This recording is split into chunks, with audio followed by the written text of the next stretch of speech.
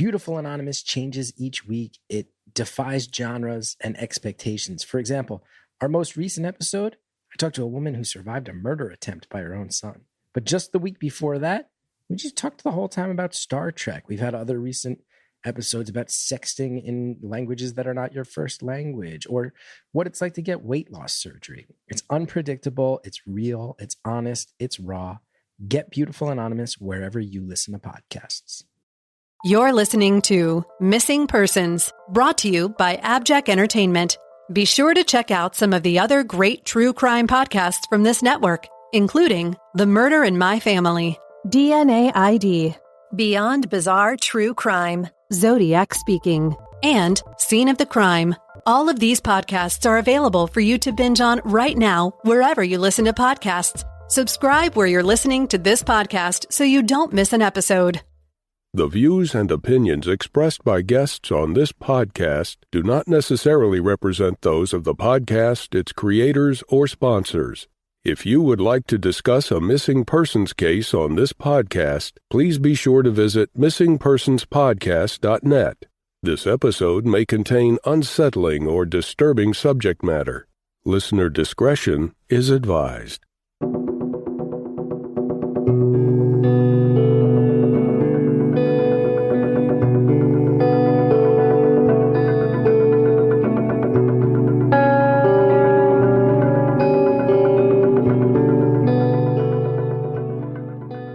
Welcome to Missing Persons, a podcast dedicated to spreading the word about people who have vanished under mysterious or unexplained circumstances, and the family members who are looking for answers. I'm Jess Betancourt. And I'm Mike Morford. Together we created this podcast to help give a voice to people who continue to search for their missing loved ones, in some cases even after decades have gone by. In each episode, you'll hear from Jess giving listeners the backstory and the basic facts of the disappearance. Then Mike will speak with someone who's intimately connected to the missing person, and his guest will share their story with us. Please stay tuned at the conclusion of this episode to hear about our Patreon program and our commitment to help find people who have gone missing. We'll also share with you where you can find more information and how you can join our team and help our efforts. You'll get recommendations for other podcasts we think you'll enjoy, and more. So sit back and enjoy this episode, and who knows, maybe you can help us find someone who's missing. Episode 52, Sandra Eckert. In 2021, Wes and Sandra Eckert, both in their 70s, lived near Milwaukee, Wisconsin at 7261 South North Cape Road in Franklin. The couple had been married for 40 years and shared 4 adult children and 3 grandkids. Sandra, who was retired, was very involved in the lives of her kids and grandchildren. Her daughter Kelsey is our guest today. Sandra was also active in her church community and was a part of the police department's Citizen Academy program. She had an active Facebook page which showed that she was into travel, art, cooking, dancing, hiking, and swimming. All her photos show smiling Sandra with members of her family, her life's focus. What exactly happened to Sandra on March 26, 2021 is unknown. Her husband Wes told the following story to police. He and Sandra had an argument that evening. Wes had recently lost his mother, and she had left her children some money in her will. Wes says Sandra felt that he should contest his mother's will, but he disagreed and they argued. According to him, Sandra was angry and threatened that he would be hearing from her lawyer, at which point she went upstairs to bed. But at some point, Wes took Sandra's keys away from her so she could not drive her car. He's implied that he did this because she was inebriated, a claim Kelsey vehemently contests. She says her mother barely drank. Anyway, Wes claims that sometime in the night, by one account while he slept and by another account while he was still awake around 11 p.m., Sandra drove off in an old car, one he had forgotten that she had a key to. This was a 2005 gray Dodge Stratus with Wisconsin license plate 319LGT. The vehicle was last seen by Muskego police at 3 a.m. on Saturday, March 27th. According to a police news release, it was seen by a police officer traveling southbound on Racine Avenue, westbound on Tans Drive, and then southbound on Crowbar Drive. This is about 8 miles from Sandra and Wes's home, and not a location to which Sandra had any known connection. It's unclear who was driving the car and how many people were inside. It's also not known why police noticed the car since no one yet knew that Sandra was missing. Both Sandra and the car remain unaccounted for. Kelsey says her mother never would have driven that car and did not drive at night. As Sandra's missing status made the news, Wes made a plea on TMJ4 for anyone who sees his wife to send her home, not so much for him, but for their kids. He made a point to say that everyone knew the two didn't get along, but continued to live together for the sake of their family. He said, Sandra should come home for her kids, even if not for him. He said, quote, "It's rough on my kids and grandkids. It ain't rough on me because we didn't get along," he said to the Milwaukee Journal-Sentinel. Sandra's cell phone, social media, and bank accounts have not been used since she was last seen. Wes Eckert says that Sandra took a lot of cash with her when she left the house that night. "She had some cash, but how long is that going to last?" Wes asked. "I agree, she wouldn't leave her kids or grandkids. At first, I thought she was trying to show me a lesson." But Sandra clearly was not just trying to teach her husband a lesson. She has never been seen or heard from again. About 3 weeks after she went missing, police searched the Eckert home on North Cape Road as well as a storage unit they used. Wes said they cordoned off his property and tore through his home and removed various items, including computers, checkbooks, and his antique Model A car, which reportedly was of interest to his scent dog. The search warrant is sealed, so we don't know exactly what the probable cause for the search was or what was being sought. But Wes told WISN 12 that the warrant said it was for a suspected homicide investigation. He admitted that police placed him under arrest while they conducted the search, because they had learned that he had an antique gun mounted on a wall in the house. But a 1970s-era conviction for a financial crime prohibits Wes from owning a firearm. He was released and has not been charged in connection with Sandra's disappearance, but he acknowledged that he has been made to feel like a suspect. He says that he has told his children he did not have anything to do with the disappearance of their mother. He told the Milwaukee Journal-Sentinel, "Some of my kids think I did something. I didn't, and I didn't hire anybody to do anything either." Sandra Eckert is 5 foot 7 inches tall and weighs 130 pounds. She has blonde hair and green eyes.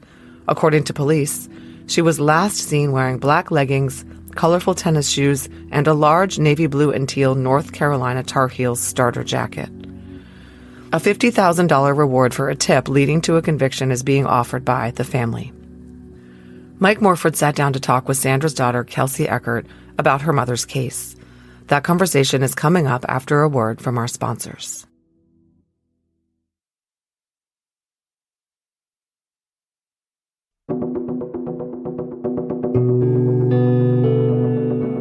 Hi, Kelsey, and thank you for coming on Missing Persons to discuss your mom, Sandy's case with us. Thank you for having me. Your mom's been missing for a year now, and I know it's been an ordeal for you and your family. How have you been holding up through this ordeal? Obviously, it's been super hard. You know, it's like on top of losing a parent, I have had to spend a lot of time looking and searching for answers. It's like another job, you know, takes up a lot of time. But I won't give up until I do have those answers. Yeah, and I can only imagine that it's got to be disruptive when you're trying to do, you know, your everyday stuff with, you know, whether it's family, a job, whatever. You've got to do all that, but you still have this weighing on you the entire time. Yeah, it's always in the back of my mind. And, you know, grieving a parent on its own is hard enough, but then all this added baggage that comes along with it has been hard. Sure. Now, I know there's a lot of troubling things surrounding your mom's case and a lot of clues that maybe point in a direction that might be a little bit close to home, too close to home.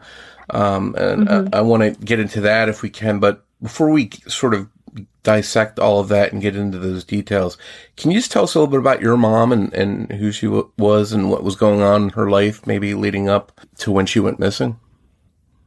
Yeah, leading up to when she went missing, we were still kind of in the depths of COVID. So she took COVID pretty seriously.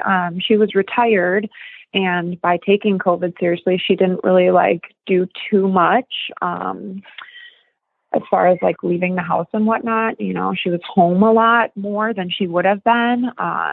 but she did spend a lot of time with like my nephews and my son. She was really involved in church. She did a weekly book club. She did spend time like going on walks and going to lunch with friends, things like that. And then she also did some volunteering work and actually volunteered for the Franklin Police Department on the Citizens Academy. So it sounds like she had a pretty full plate of stuff that she was doing. Yeah, she kept herself busy. Like I said, she did take COVID seriously, so she wasn't like out and about as much as she used to, but she definitely like stayed involved in everyone's life and still, kept her plate pretty full. And it seems like too that she was, the family matriarch. She'd been married 40 years, 4 kids, 3 grandchildren, very stable, retired, you mentioned, no history of, anything that would seem to point to her going missing.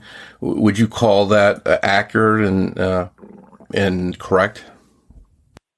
Yeah, she was absolutely not the type to just up and leave. She would never. Her kids and her grandkids were her life, her purpose, her meaning, and she would absolutely never just up and leave them without a word.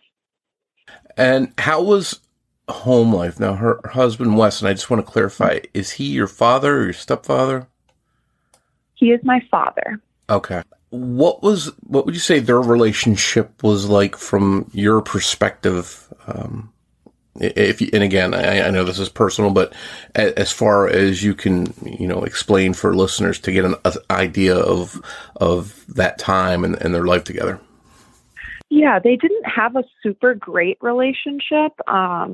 That's, no secret. They had issues just like every other marriage does. And I think those issues got a little bit worse because they were both recently retired. So my dad, his entire life worked second shift or third shift. He worked from like 3 p.m. till 3 a.m., whatever shift that is called.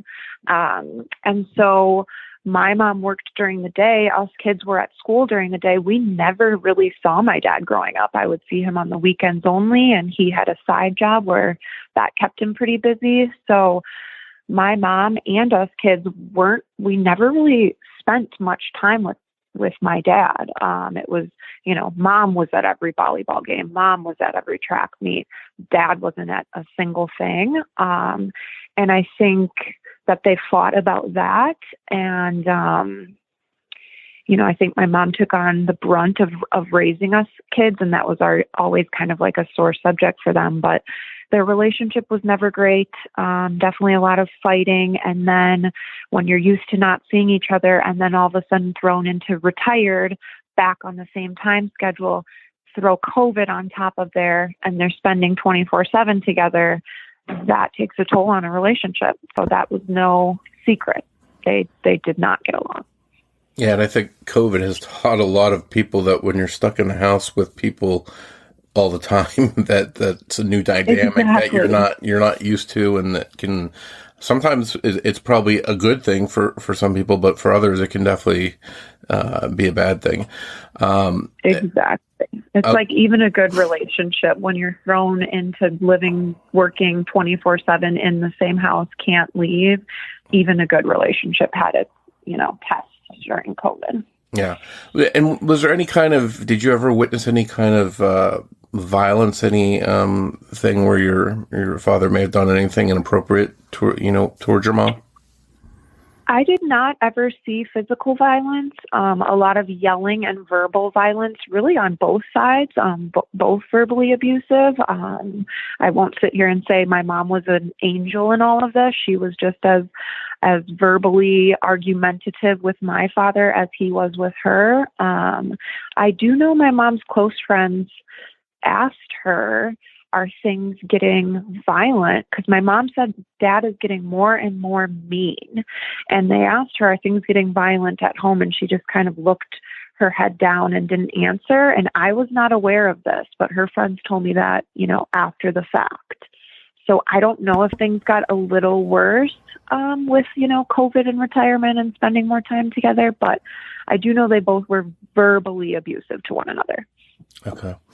Now, a lot of what is known to have happened when your mom went missing, or at least what is said to have happened, centers around what your father, Wes, told police.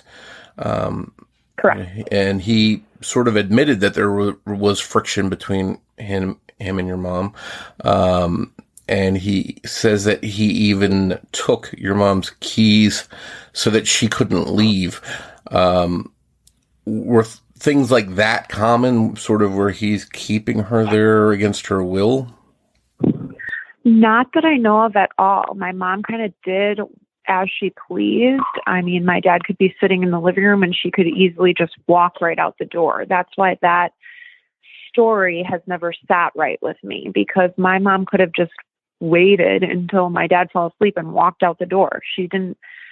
She did as she pleased. She went as she pleased. My dad didn't have tabs on like where she was or what she was doing. So hearing that was just a little bit different than what you knew to be the case. Correct. Well, let's go back to that day, March 26, 2021. Can you walk us through, because again, there's been different stories, different accounts, in different news reports and stuff. Can you walk us through as far as you understand, and how Wes is portrayed, that things unfolded that night up until when your mom went missing? Yeah, everything that my dad said, obviously, is just what he has said. I don't know if it's true or if it's fact, but that is the story he's been sticking with since the beginning.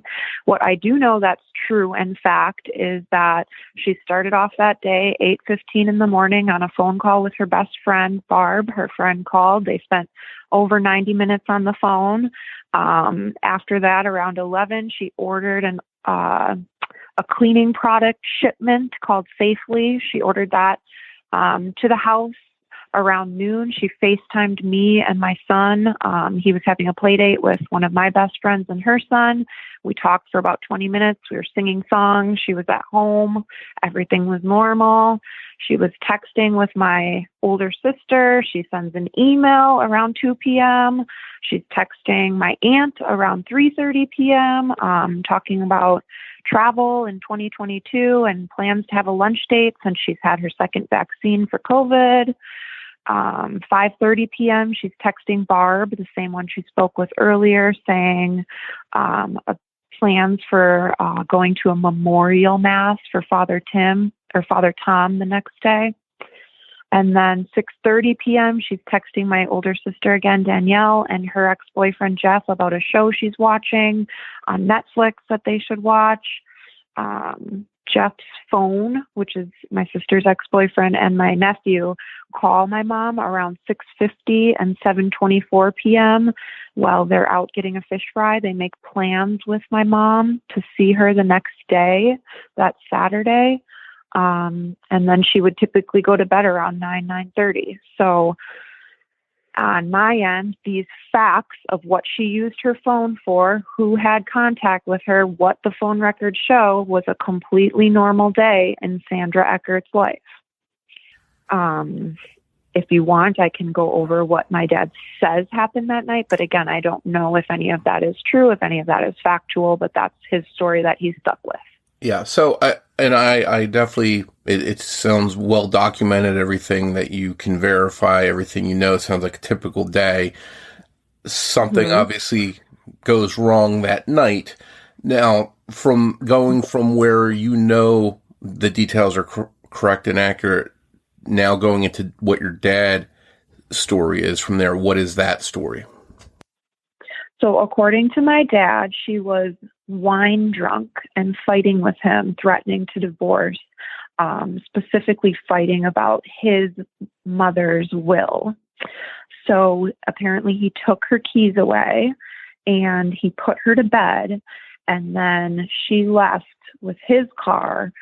I guess he didn't know that she had a spare key to his car, and she apparently left with his car around 11:30, and apparently was wearing a North Carolina puffy, like starter jacket and black leggings and some colorful tennis shoes when she left. And that, according to him, is the last time that he sees her. Correct. And I sort of want to touch on that. This is where, when you see one report, it says one thing and another report may say another one, but he gives the story that, he told police that he last saw her leaving near, the home, which is near, Dow Elementary School. But there's another article where he says that she must have left while he was asleep. Which one's accurate and why the discrepancy? I don't know which is accurate. I have 16 pages of notes of discrepancies and things my dad has said over the past year. And that's one of them right off the bat is, if she left while you were sleeping, how do you know what she was wearing? If she left, while you were sleeping, how do you document in your head the last thing she ever said to you? If you put her to bed, how do you know, when she left the house? If you put her to bed and then you slept in a different room, how would you know what time she left? So there's definitely discrepancy right off the bat in that part of his story. Yeah, that's pretty troubling. And now here's an important part. So the car your mom's driving, and am I correct in this is your dad's car she's actually driving? Correct. Okay. So my mom never drove that car. She had a different car. Okay. She had a red Jeep. Okay. So early the morning of the 27th, this is sometime around 3 a.m., that car Correct. is seen by Muskego police traveling southbound on Racine Avenue and westbound on Tans Avenue and then southbound on Crowbar Drive. I'm curious, number one, how far is this from your parents' home? It's about 8 miles from my parents' home. Is this a residential or commercial type area? Is it near the highway? It's initially near the highway, and then it turns into residential, which is an interesting detail about that path taken, because this is my speculation, but I believe that car was maybe spotted right on the freeway, noticed the police behind it, tried to ditch the police and kind of drive them through Muskego residential, trying to ditch them until they got out of Muskego jurisdiction, would be my guess. Okay. So there's no other reason to be driving that path. Yeah, and that sort of leads to my next question. Why did the police know this information so well and document these specific details? What stood out about the car that they sort of knew this yet didn't pull it over, but they were able to detail all this stuff? Right. So she wasn't flagged as a missing person yet, but when she did get flagged as a missing person, that license plate gets, sent out, and they check and they cross-check every, intersection camera, every police dash cam or whatever else, tollways, things like that, to see where that license plate was tagged. And so it came up that Muskego police followed that car that night and didn't pull it over because at the time she wasn't a missing person. She wasn't, that car wasn't flagged or anything. It was typical suburban police officer following a car at 3 a.m. because there's not a lot of cars out at residential Muskego at 3 a.m. Sure. It's unknown who was driving that car. It's under I believe that when a cop is following a car, that the dash cam is only rolling once the sirens turn on and they pull someone over. I'm not sure if it's continuously rolling. That would be a question for the police. I think the police know who was driving that car and just can't really say. It's still an open investigation. So I get that we can't know that, but I know in my heart since day one, my mom was not driving that car. Okay. And that's unfortunately, hindsight's 2020. Maybe if that car had crossed the center lane or something, that would have been probable cause to pull the car over, and you'd have some answers right now as to what was going on. Right. And you mentioned sort of maybe the police do have an indication of who's driving it, but they can't say because of the investigation. You mentioned there was no footage of anyone captured in the car, as far as you know. Do you know if they've checked, like, maybe some of the neighbors' porch cams or things like that might have captured, who was getting in and out of the car right in your parents' driveway? So that's another discrepancy in my father's story. Actually, my oldest brother has kind of spread that around, that there's ring footage of my mom getting into that car and driving off. That's not factual. That car was kept behind my parents' garage. So one, it's out of sight from anyone on the street. Two, the direct neighbor does not have a ring camera. It's a stationary camera, security camera, and the police have the footage from the neighbor across the street, and there's 3 other neighbors on that road that do have ring cameras that they spoke with, and then there's a corner bar, there's several intersections, so there's several camera access points of that car and that path. I am unsure what was found on those, but I know for certain that there is not images of my mom getting into that car and driving away. Okay. And and that's the thing, in these kinds of cases, everybody's sort of scrambling to get information out there. Everyone's scrambling to get the information and take it in. And there's a lot of stuff that may be inaccurate that it's important to help try and weed through. Right. So I try to stick with the facts. Like if my mom was wine drunk enough to the point where my dad would take her keys away, which is unlikely, she would not be able to be followed by a police officer for several miles down dark, windy, no streetlights roads in a car that she is unfamiliar with. She simply didn't drive at night. She didn't drive that car. She didn't drink much, maybe a glass of wine here or there, but she would not drunk drive. So there's just no way that she would do any of those things. And then there's no way that she wouldn't get pulled over if she was, wine drunk driving at 3 a.m. And was your mom a wine drinker? Is it out of the question that she may drink wine at night and become a little bit tipsy, perhaps?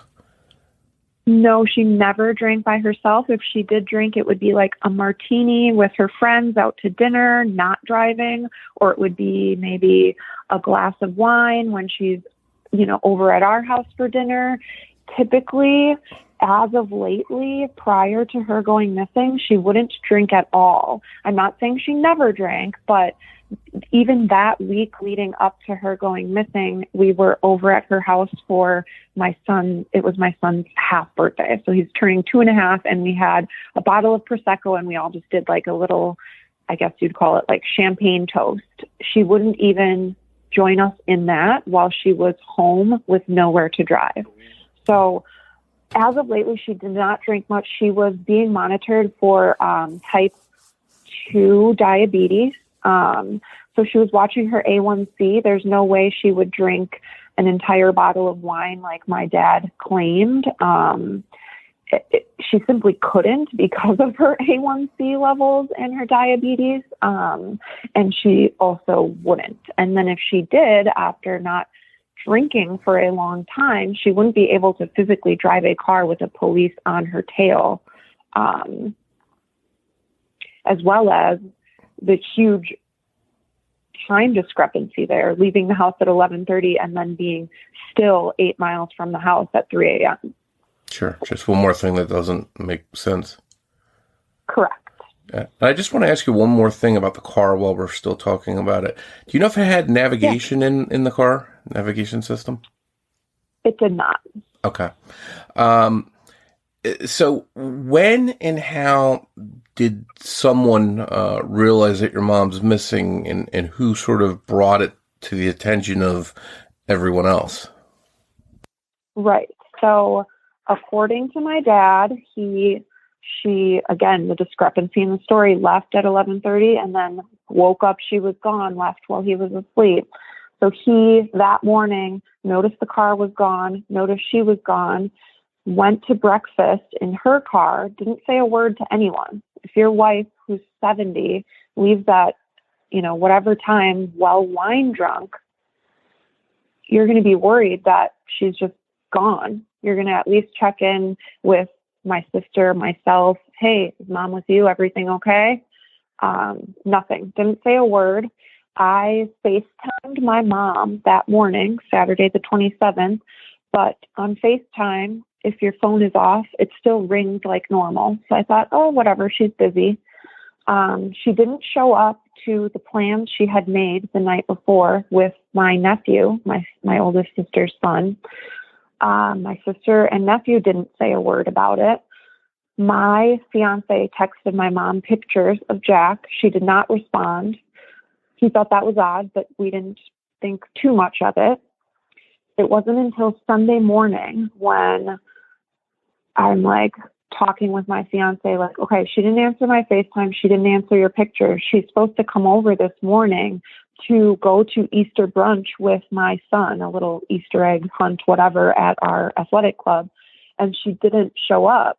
It's then when we really said, okay, something's not right here. I started making calls to dad, to my sister, to my mom's friends, trying to see if anyone had heard from mom, called her brother and sister in Florida. Is she on her way to Florida to just get away? Has she had too much? She finally got her second COVID vaccine. Is she just saying, I'm going to Florida to be with my family who I haven't seen in 2 years?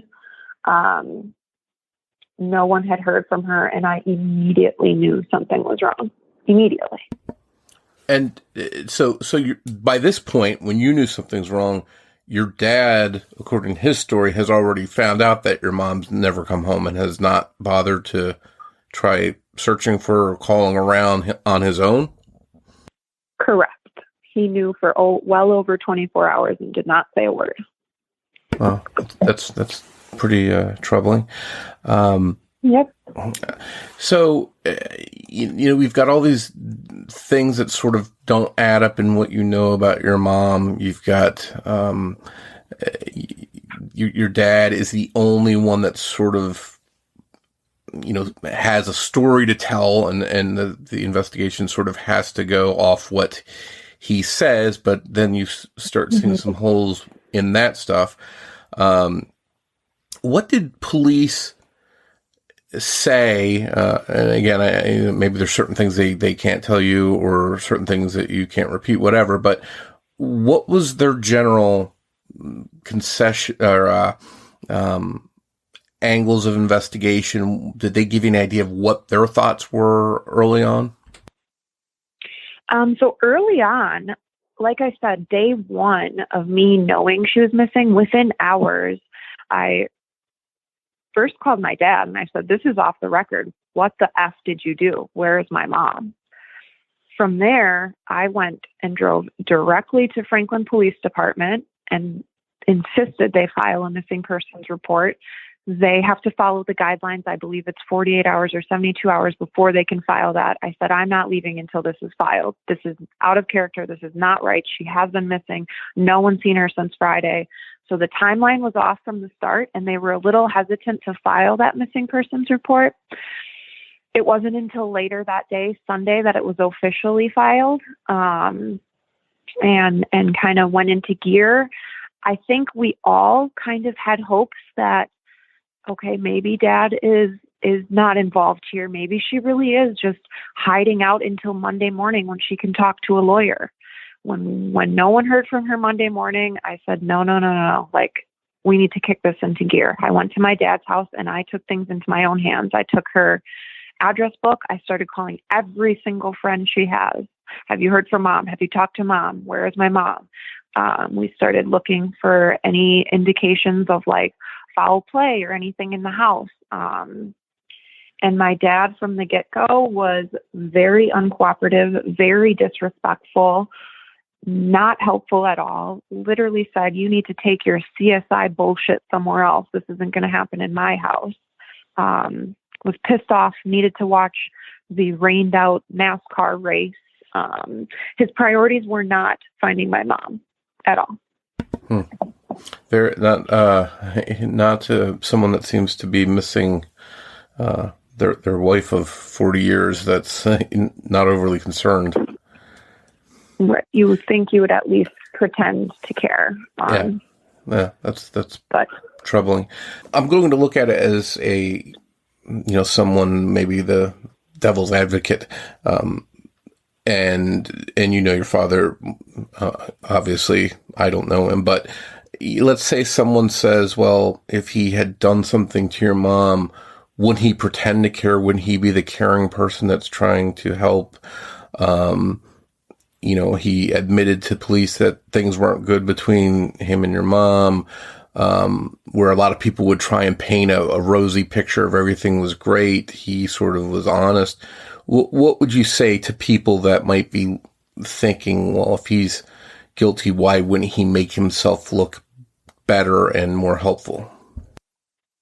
Yeah, I agree with that. The common sense kind of approach, you'd think if you were guilty, you would hand out those flyers, be at those searches, be front row at the vigil, things like that. And my dad kind of hasn't really acted that way. And I think that the answer to your question would simply be that's just kind of the way he was. He was kind of cold-hearted in a way. I mean, he's never been like emotional. I don't think I've ever hugged him. I don't think he's ever told me he loved me. That's just kind of the way he was, kind of like cold-hearted like that. And he honestly, for years, had made jokes about killing my mom and how he would do it and what he would do with the body. He told every boyfriend I had in the past how he was going to kill my mom, and she was a crazy bitch and this, that, and the other. So people kind of knew that he would say these things about my mom, and that would be more suspicious if he flipped that agenda and narrative and all of a sudden was, I miss Sandy, I love Sandy, come home, we love you, we miss you. So I think he kind of knew he couldn't flip-flop on his attitude and behavior toward my mom, although a common bystander outsider might say, if you were guilty, you would pretend to care. Sure. That makes perfect sense. Yeah, it makes perfect sense. And I'm curious now, just because you just mentioned it, when he would tell these different people these stories of how he would kill your mom, what were his stories? What things did he say he would do or try to do to cover up that? So since I was young, and I'm talking like way too young to be saying these things out loud to a child, maybe like 6 years old, he would tell me how he was going to kill mom was put her body inside of an old water heater with like weighted water heater, so bricks in the bottom or whatever, with her body, weld it shut, drill holes into it, throw it in the lake. The little crabs and fish will get inside and eat her body, and it'll be sunk at the bottom of the lake, never to be found. He's also said he would put her in a junk car. He said it's hard to get rid of I have a quote of him literally saying this because I would record every conversation I had with my dad the last year. I have a quote of him literally saying, it's pretty hard to get rid of a body in a junk car. You have to put it into a water heater first. My dad's brother, not saying he's involved, that's a speculation, not a fact. My dad's brother took a load of water heaters and furnaces Saturday morning to the Waukesha Recycling Salvage Center. Wow, that's not something that would go unnoticed. Those are pretty troubling things. I don't know how you have the case aside. I don't know how a parent would go into those kind of details. Even if you were joking around, say, I'm going to knock mom off and collect her life insurance. Or if you said that, right, maybe you could say something like that to a kid. But go in the detail that he went to you with you is just, that's a whole nother issue on its own. That's troubling. So about 3 weeks after your mom went missing, police searched their home. And according to what your father said publicly, they went through a lot of different stuff. The warrant is sealed. Do you know what police were looking for? Do you know if they used luminol? Are there any details that you do know that you can share about that search? I mean, yeah, I have a copy of everything that was taken from my father and details about the search. I just believe I'm not supposed to talk about that because it is an open investigation. I can be blunt with it, or not blunt. I can be kind of, I don't know the word I'm looking for. I can be kind of general with what was found and taken. And it was things like computers, things that would potentially have DNA, like my mom's toothbrush, sheets, things like that, my dad's razor, stuff like that with DNA. Cadaver dogs would watch the property. Cadaver dogs had hits on the property. So these are all factual things that, again, I don't want to get into too much detail because I know it's still like a sealed search warrant and a open investigation. So I don't want to give too much detail on that. Sure. And obviously you don't want to jeopardize any ongoing investigation or anything that perhaps is an arrest. So it's clear, obviously, from the sounds of everything you're talking about, you suspect your father has some role in this. The police seem to think that they're searching the house, and everything that we've talked about, nothing's adding up with what your dad's saying. Right. I can imagine that this has caused, or maybe it hasn't because maybe your father doesn't have many fans in the family, but has this caused any kind of rift? Something that's divided the family? Is there anyone that's sort of saying, are you guys crazy? There's no way Dad had anything to do with this. Or is it pretty much everyone is in line with each other? I mean, anyone with common sense and a brain can see that all fingers point at my dad. But there's certainly, his siblings and my older sibling think Dad had nothing to do with it. And they have their own narrative of myself being the suspect, and I'm hiding my mom off, and I bought a jet and I'm hiding her in another country. And it's like, wouldn't that be nice if I had enough money to be doing that? I wouldn't be sitting here in Shorewood, Wisconsin, having a phone call with you. I would be off in my jet, living my best life. So they have their own kind of narrative, which is I'm hiding Mom. This is all about money. That we're waiting for my dad to deposit his checks from my grandma into the account. And then once they're in the joint account, I'm going to bring my mom out of hiding and we're going to go after my dad for his money. And it's like, I mean, I don't even combat that narrative because it's so asinine and outlandish. My mom is missing. My life is never going to be the same. My child will never see his Nana again. And I'm trying not to cry, but there's just obviously no truth to, that's their only other narrative they can come up with. Okay, you can point the finger at me. I'll gladly go to jail for the rest of my life if it can bring my mom back, but that's not the case. Yeah. And,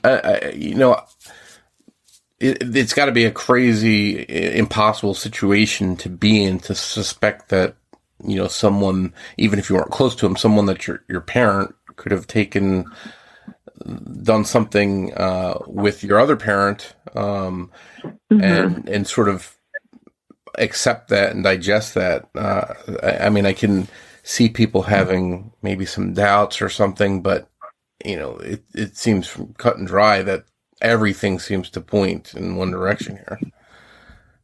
Right. I lost both my parents that night. So my son lost his grandparents and I lost my parents. And was there a couple different things I sort of want to follow up on? Has anything been used as far as your mom's credit cards, anything at all like that since she went missing? So that's another kind of speculation that my older brother tries to spread around is that there is activity on my mom's cards, which obviously if there were, the police would be right on that. No, my sister uses my dad and mom's joint account credit card. So there is activity on her card via my sister and via my dad. My dad has spent upwards of 50 grand since my mom went missing, and he's, a frugal guy. So that's a lot for him. He bought a new car. He bought 14 forklifts at an auction. He's been making bids on other cars at auctions and buying all kinds of junk and tools and crap, and kind of draining their accounts that way. My mom had her own account, and I check that. It used to be weekly, but now I check it probably monthly, just check in and see if there's any activity on that. She did not spend a dime out of that. No cell phone activity, no bank account activity, nothing, no signs. And when she went missing, we obviously knew what, she was missing, in the description of, according to what your father said anyway, that she had a certain outfit on. Was there any indication that she had a purse, a cell phone, anything like that with her? And has any of that stuff been found, or is any of that missing? Nope. She left everything behind. Her medication, her purse, her wallet, her, credit cards, her toothbrush, her clothing, her shoe, everything was just left as is. When we went to go, I rented a U-Haul in October of last year to get all of my mom's items out of that home after my dad had said that he was going to put them on the side of the road with a sign that said free crap. I went and got all of my mom's items out of that home, and we found money that my mom had there. We found journals. We found notes to us. We found all kinds of stuff that was left behind, and the money that she left behind was in an envelope that said, put on your oxygen mask first. And she had a little running tally of money that she set aside for herself. And she would take out, I gave $50 to my nephew, or I bought myself this ring. And she had a secret stash of money there, as well as her own separate bank account. And neither of those were touched. She was going to take off, it seems like she would definitely take resources with her. You would take you would take your medication, you would take your phone charger, you would take your stash of money, you would clear out your bank account of money, you would utilize those things. You can't, in this day and age, you can't survive off the grid for a year and with no trace. Yeah. Well, so this is just a very ugly situation. It seems like you've got your family sort of at odds with each other. You've got your mom missing. You've got your father who all signs seem to point towards him. At least from the details that we see here. How do you move forward from here? Are you just mainly focused on just your mom and not sort of worried about the family dynamics and stuff at this point? Oh, yeah. I will never speak to my dad again. Even if he had nothing to do with my mom's disappearance, which I highly doubt, the disrespect and the lack of effort and the things he and my older brother have said about my mom are outlandish and disgusting. I will never speak to him again. I haven't spoken to my older brother 3 years leading up to my mom's disappearance because of what he would say about my mom, literally threatening to have her killed. So there's been family issues long before this happened, and I will never speak to that side of the family ever again. I don't care about them. I want to change my last name. I want nothing to do with them. I don't want a penny of my dad's inheritance. Gross, disgusting, terrible human beings. Well, let's turn to something positive, something we can sort of turn to help in your mom's case. Maybe get her name out there, her face out there. It means telling our listeners where they can share her story on social media. Tell us about any of the websites and social media pages you have set up where people can come learn more about the case and, perhaps share it to different sites? Yeah, we've got actually a lot of momentum going in that direction, trying to be, positive and keep the word out there and just spread the word. So we have www.helpfindsandy.com, which is a site that kind of puts everything together for my mom, where you can print the flyer and see details, things like that. We have a Facebook page, same thing, Help Find Sandy, where we can share the latest news articles and things like that.